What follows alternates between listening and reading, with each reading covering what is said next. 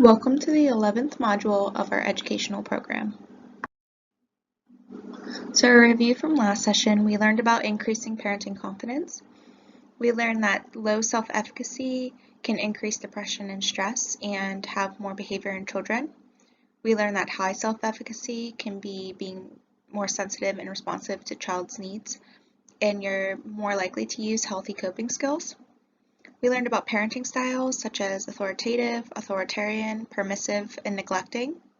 We learned about positive interaction such as giving compliments and praise or active listening. And we also learned about basic development at the years of 1, 2, and 3. Last session, I reviewed oral motor skills and feeding. So I went over that oral motor skills include awareness, strength, coordination, movement, and endurance of the mouth, jaw, tongue, cheeks, and lips. Oral motor skills are needed for eating foods with different consistencies, such as thin purees and thick carrot sticks. I also went over the development of oral motor skills and how it starts in the womb during the 3rd trimester, and then these skills are fully developed and established by age 3. I went over the impact of delayed oral motor skills, including a difficulty with speech, chewing, swallowing, manipulating foods in the mouth, and it may affect the child's willingness to eat. I further went over that there are so many oral motor concerns to look out for, but a few include jaw thrust, jaw clenching, tooth grinding, tongue protrusion, and more. I further went over that oral motor skills such as chewing can be improved through the help of occupational therapy. There are treatment methods to help children become functional eaters and remediate the delay of oral motor skills. There are many oral motor exercises OT will try with your child as well, such as blowing bubbles or tapping on their cheeks and lips to wake up those muscles. For this module, we'll be talking about social support. So what is social support exactly? So it can be thought of as close social relationships that provide love, security, sense of belonging, and respect. These relationships can be with your spouse, your friends or your family, or even members of a group or a workplace. So what is the impact of having low social support? So no social support during crisis situation can increase your risk of depression. Poor social support increases the impact of financial stress if you become in hardship. Low social support is associated with higher depression scores among women. Women may worry how others may perceive them as a mother if they ask for support. And not receiving support can lead to mothers feeling misunderstood, depressed, and also frustrated. So why is social support important? Lack of social support is a predictor and risk factor of postpartum depression and other postpartum mental illnesses. Not only is low social support a risk factor, but having social support may be a protective factor as well in developing postpartum mental illness. Social support can protect against negative effects of stress, which is usually very heightened in the transition to becoming a mother, and other stressful events that may follow. Women tend to find other women going through similar experiences for connection and support. Having social support can increase a mother's confidence, and social support was shown to play a significant role in women's health at 8 weeks postpartum, according to a study. So why is social support especially important now? It's especially important now, and this is why. Motherhood now is shown to be more isolating than in the past. This can be due to many reasons and depends on each family's situation. But a lot of mothers are now working compared to in the past. Not only that, but they may receive shorter maternity leave from work, if any at all, or have to return to work quickly due to financial reasons. Mothers are also at increased distances from family members, usually a main source of social support, now than in the past. There are also increased rates of lone parents, single moms and dads, compared now to in the past. So having that peer and social support now would be even more beneficial than ever before. So is there a way we can be proactive if we know we're about to give birth? So yes, rallying social support before birth can reduce early postpartum depressive symptoms and also enhance postpartum recovery. Next, I'll discuss types of support. So we have relational, informational, instrumental, and esteem support, and I'll go further into detail with these on the following slides. So relational support can be thought of as emotional support. This is providing encouragement, empathy, sympathy, or relationship.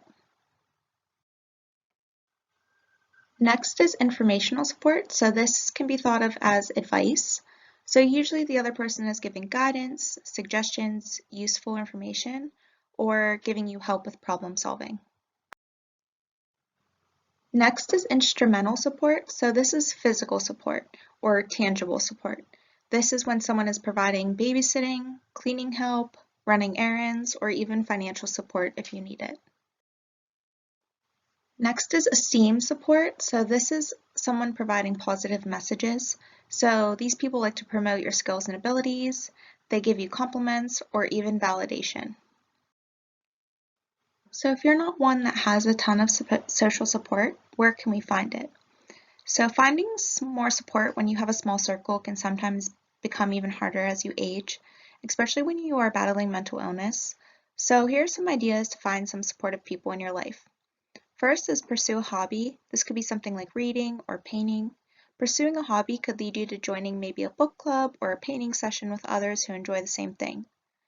Next is join a local gym. This could be good for both physical and your mental state, but also help you meet new people. Next is volunteering in your community. So try volunteering to meet new people. Plus, doing something such as this could be good for you mentally as well.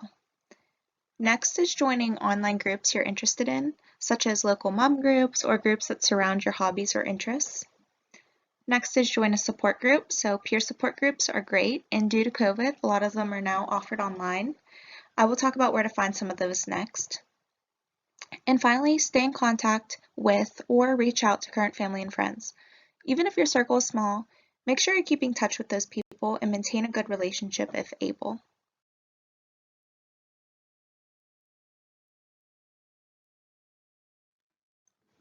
So let's talk about support groups. So what are they exactly? So support groups provide an opportunity for people to get together. These people like to share experiences or feelings. They can also get together and share coping strategies that worked well for them. And it can fill the gap between medical treatment and emotional support. So how do support groups function? So this is reliability on a community of individuals when you're in need. They work as a co-counseling system with usually a counselor and a counselee, or maybe one counselor to multiple counselees. Different support groups work differently. They can help provide self-esteem and validation, encourage better health. They can encourage love of self and others through people that have similar experiences as you. It can be an outlet for physical and emotional stressors. It provides disclosure of thoughts and feelings in a safe environment, and a model for disclosure of feelings, and they help seek disclosure while also improving your self-image. So why is group support beneficial? So it allows individuals to support each other. It can help you in decision making. It can empower women. It can provide positive reinforcement, which can have beneficial impacts on mental health symptoms. It can increase overall feelings of acceptance and also improve self-esteem and overall health. Where can you find support groups? The best thing about support groups is you can pretty much find them on many topics. Because of COVID, a lot of them are now being offered over video chat too. Your first step to finding a support group may be to ask your doctor or your local clinic or hospital for resources. They might also have recommendations for in-person meetings if that's what you prefer. Look at different nonprofit organizations. A lot of these organizations may advocate for your specific condition or diagnosis that you're interested in. You can also search your specific diagnosis or condition online to find their national organization this way. There's often a list of resources, including contacts and different support options. And of course, ask your child's EI therapist as well. Remember that they're there to support you and your family on your journey. So who might lead a group or help you through receiving peer support? This might be a peer support specialist. This person is someone who has had personal or lived experience with the mental illness that you're experiencing. They are licensed and credentialed to help others. They'll help you create goals for recovery, monitor your progress, model healthy coping strategies, and help you gather a plan for recovery. Medicare and Medicaid services have recognized peer support as an evidence-based model of care, which means they can often pay for this type of support. Here are some resources to learn more about peer support. We have the Mental Health America, mhnational.org, or the National Alliance on Mental Illness at nami.org. There's also the Substance Abuse and Mental Health Services Administration under samhsa.gov.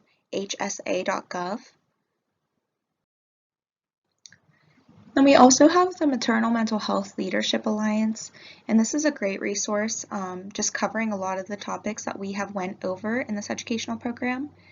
And then there's also a little resource over on the right side for free peer support groups. So there is the group peersupport.org, getmomswell.com, and then March of Dimes on Facebook. Today I'm going to talk about adaptive equipment for eating. By the end of this presentation, you will understand OT's role with adaptive equipment for eating. You'll understand the purpose of adaptive equipment, and then you'll also be able to list examples of adaptive cups, plates and bowls, utensils, and oral motor tools. So to start off, what is occupational therapy's role with adaptive equipment for eating? Occupational therapists help children achieve success in their daily activities in many ways. One way is through adaptive equipment and technology. There are so many great feeding products and eating tools available to increase a child's independence with feeding and eating.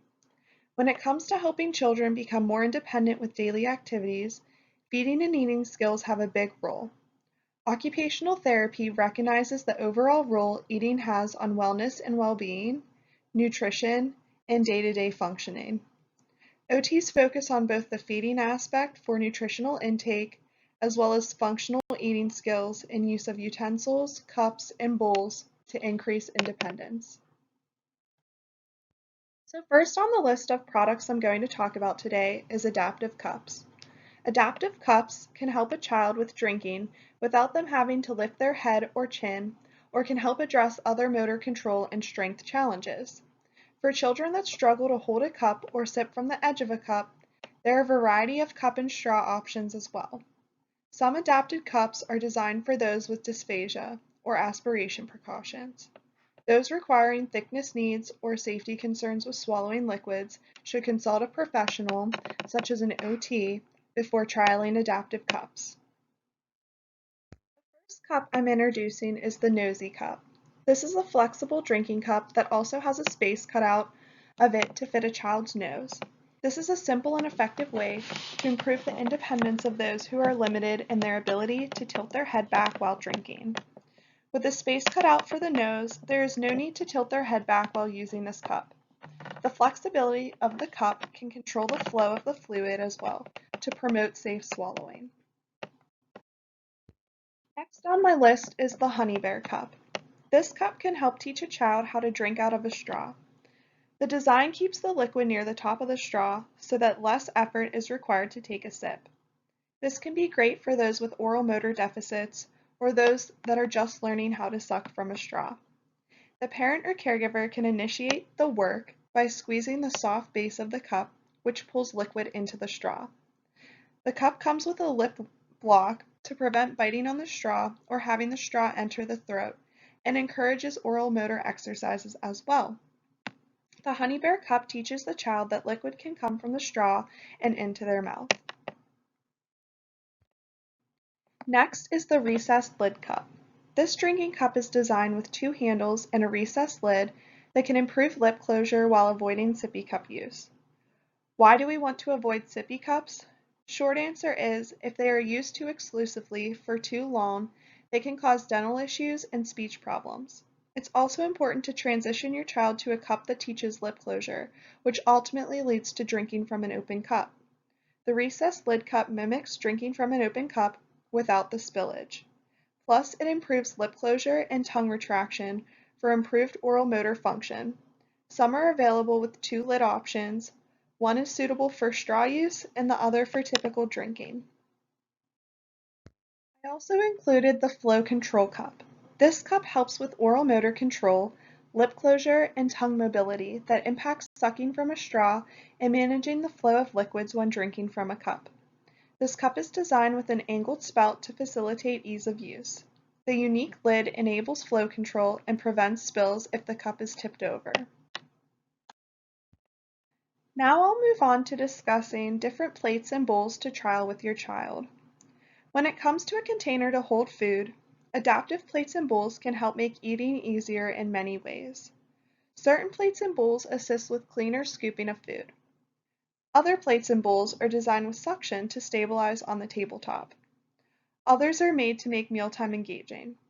Consult an occupational therapist for different plates and bowls available to meet the needs of your child. So first up is the scoop dish. This is a lipped plate, and it's just one way to help kids scoop food from the plate surface and not onto the table. This scoop dish is a dinner plate or bowl with a lip or a higher edge. It has high walls, like a bowl, that have been specifically designed to make it easier to scoop and pick up food items with a utensil. There's a suction cup feature at the bottom to secure it to the tabletop for more stability while scooping and to prevent frustration from the plate or bowl moving around while trying to scoop food. You can also get a scoop bowl, which has the same benefits as the plate. Similar to the scoop dish plate, plate guards are available to be added to any of your existing plates to add a wall to scoop against. Again, this reduces spills, food waste, and time spent chasing food around with a utensil. It also reduces frustration. Next, I have the 4-square meal plate. This plate promotes healthy eating with pictures of different food groups to add to the plate. It also teaches portion control by having smaller areas for food. Some feeding therapy involves increasing food selection for picky eaters. This plate can do that as well by having the different food groups pictured and presenting more of a variety than is expected. You can also color coordinate foods to the plate to help teach kiddos about colors while eating. For example, you could add red bell peppers to red, blueberries to blue, green beans to green, and bananas to yellow. This plate can also be a great tool to help make mealtime fun and engaging for kids. You can spin the spinner to see what food it lands on to eat next. Next, I have Genuine Fred Kids Dinner Plate. This plate is one of my favorites and a great plate for picky eaters. Genuine Fred plates turn mealtime into a fun board game. You can make it a healthy race to finish where there's a special covered treat. The plate divides into 8 portions with an extra covered portion for a desired food, snack, or dessert. Multiple themes are available to match your child's personality and preferences, including Dinner Winner, Dino Time, Enchanted Forest, Outer Space, Pirate, and Superhero. It's important to note that this is great for picky eaters because you can have the child either eat the 8 bites of the food they're picky with, and then the covered food at the end is a desired food or dessert. Or you could do the opposite, where you could have their desired food be in those 8 portions, and then that extra covered portion at the end is a new food to try. So either way, this is great for picky eaters, it gets them trying new foods, and it makes mealtime fun. So next up, I'm going to discuss adaptive utensils. Adaptive dinnerware can include adjusting handles on eating utensils, adding width to the utensil handle, adding weight or length to the utensil, and overall addressing the ability to hold a spoon or fork. Other adaptive feeding needs addressed include easier ways to bring food to the mouth or the ability to remove food from the utensil that may be difficult due to oral motor problems. So first, before discussing actual utensils, I'm going to show you products that make holding utensils easier for kids. This Easy Hold silicone aid is perfect for feeding. This piece of equipment can be placed around the child's hand and hold common objects like forks, spoons, markers, and paintbrushes, making it a use-all device for turning household spoons, knives, and forks into adaptive eating utensils. The silicone texture makes it easy to clean, and it comes in baby and toddler size. It can remarkably increase independence for kiddos that demonstrate deficits in grip strength. You can also use foam tubing to make any household spoon and fork handles thicker and easier to grasp. By building up handles on everyday items, foam tubing provides greater grip strength, control, and an overall wider grip for kiddos. The tubing is highly functional and ideal for those that have trouble with gripping objects, controlling objects in their hands, or those who have coordination issues. The tubing can easily be cut to the length of the utensil. Its slip-resistant material does not absorb water, again making this easy to clean. And the diameter of the opening on the tubing varies to use with objects of different widths. Now moving on to adaptive feeding utensils. This spoon is a classic. The maroon spoon has a shallow scoop depth that can assist in feeding for kids with poor lip closure, oral hypersensitivity, tongue thrust, and more. Next up are textured spoons. The texture on the scoop of the spoon provides oral motor stimulation to the mouth, increasing wanting oral movement patterns and decreasing hypersensitivity. The texture can also cue the child to engage with tastes and textures while feeding. The spoon comes with long handles to make hand-over-hand assist a bit easier too. Bendable textured spoons are also available and are great for self-feeding and oral motor stimulation as they have a smaller handheld size and can offer different textures for gum and tongue sensory input. Another adaptive utensil that can be helpful is a weighted handled utensil. These utensils are more commonly used with older adults, but can be used with children. The weighted utensils are helpful with supporting hand tremors, as the weight slows the tremor, making food easier to get into the child's mouth. The non-slip grip on the utensil improves dexterity and control. The scoop part is also bendable to make an offset utensil. Offset utensils are great adaptive utensils. This utensil and many other utensils like it allow for easier self-feeding for those who have limited mobility. The angle of the utensil is turned toward the person instead of being straight, so that they can bring their spoonful of food directly to their mouth without having to change the orientation of the spoon or their bodies. Offset utensils are perfect for those with limited wrist or hand range of motion.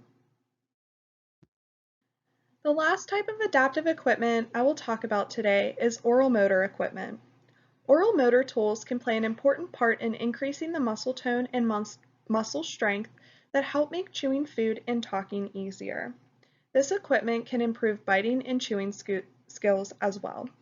It also provides sensory input for oral seekers.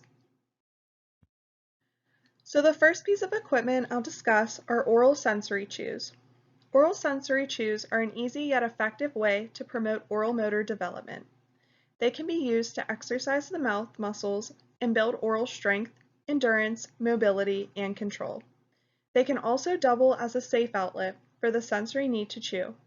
There are so many different styles, shapes, sizes, and textures available to meet the needs of your child. This is a Z-Vibe. A Z-Vibe is a vibrating oral motor tool used for feeding therapy, speech therapy, and a variety of other applications. It's used to provide oral stimulation and tactile cues to wake up the mouth, to decrease oral aversions and normalize oral sensitivities. It's also used to decrease drooling, to soothe and calm the mouth, to help focus the muscles, and to help the child self-organize. It's additionally used to improve oral motor skills and can be used for much more. There are over 35 different tip attachments available for the Z-Vibe, from spoons to toothbrushes and much more. The same handle can shift goals simply by switching out one tip for another. Z-Vibe tips and attachments can be used to provide tactile stimulation and sensory feedback to the lips, tongue, gums, cheeks, and jaw. For oral defensiveness and sensitivities, Start with the smooth tips and progress to the textured tips. For oral motor exercises, fine tips are a popular and versatile option. You can also incorporate the spoon and/or animal tips into mealtime to address sensory needs and strategies. The last tool I'm going to talk about today is the Nook brush. This is a manual brush that's purpose is similar to the Z-Vibe. The Nook brush is helpful with many oral and sensory issues. It can be used to massage the gums and palate and wake up the muscles of the mouth. It's a tool for motor stimulation and desensitization. Both the Nook brush and Z-Vibe are good tools to use prior to feeding as a preparatory activity to wake up those facial muscles and get the child ready for chewing foods. Here's a great video that gives visual examples of some of the equipment I talked about today and includes a couple of others that I did not discuss in my presentation.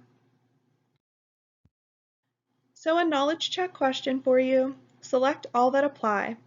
What piece of equipment can you use with your child to make feeding easier? Is it the first one, oral motor tools such as Nook brush or Z-Vibe, the second, a scoop dish, or the third, nosy cup? The answer is all of the above. All of the things listed on the slide are pieces of equipment that you can use with your child to make feeding easier. So on this slide, I have some great resources that have links to most of the equipment I discussed in the presentation. There are so many different kinds and types of adaptive equipment available, and I did not discuss everything, including different products too, such as bottles. There can be adaptive bottles that you can get for babies, and more. So it's just so important to talk to your occupational therapist if you have any questions about adaptive equipment or things that can make feeding easier for your child.